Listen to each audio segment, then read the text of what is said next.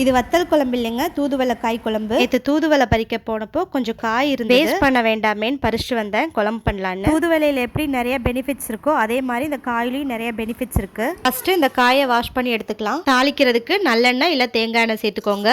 கொஞ்சம் வெந்தயம், சோம்பு, பெருங்காயம் ஒரு சின்ன பீஸ் நல்லா பொரிஞ்சதுக்கப்புறம் பச்சை மிளகாய் ஒரு 3 சேர்த்துக்கலாம். நீங்கள் யூஸ் பண்ணுற பச்சை மிளகாய் ரொம்ப காரமாக இருந்தால் 1 இல்லை 2 சேர்த்துக்கோங்க. தூதுவளை காய் சேர்த்துக்கலாம். இந்த காயை எண்ணெயிலே நல்லா ஃப்ரை பண்ணிடுங்க. நல்லா ஃப்ரை ஆனதுக்கப்புறம் இப்போ கருவேப்பிலை சேர்த்துக்கலாம். இதோட சின்ன வெங்காயம், கொஞ்சம் பூண்டு. சின்ன வெங்காயம் கட் பண்ண தேவையில்லை, முழுசாவே சேர்த்துக்கோங்க. இந்த அளவு நல்லா ஃப்ரை ஆனதுக்கப்புறம் ஒரு தக்காளி சேர்த்துக்கலாம். தக்காளியும் நல்லா வதங்கினதுக்கப்புறம் இப்போ பொடி சேர்த்துக்கலாம். 2 ஸ்பூன் குழம்பு தூள் சேர்த்துக்கலாம். இந்த காய்க்கு ஏற்ற மாதிரி கொஞ்சமாக குழம்பு பண்ண போகிறோம். அதுக்கு இந்த சைஸ் புளி போதும். கரைச்சி சேர்த்துக்கலாம். இந்த குழம்புக்கு தேவையான அளவு தண்ணி சேர்த்துக்கலாம். இதுக்கு தேவையான அளவு உப்பு சேர்த்து மிக்ஸ் பண்ணி வெந்துடுச்சு. குழம்பும் திக்காயிடுச்சு. இப்போ லாஸ்ட்டாக 1 ஸ்பூன் தேங்காய் எண்ணெய் சேர்த்து ஆஃப் பண்ணிடலாம்.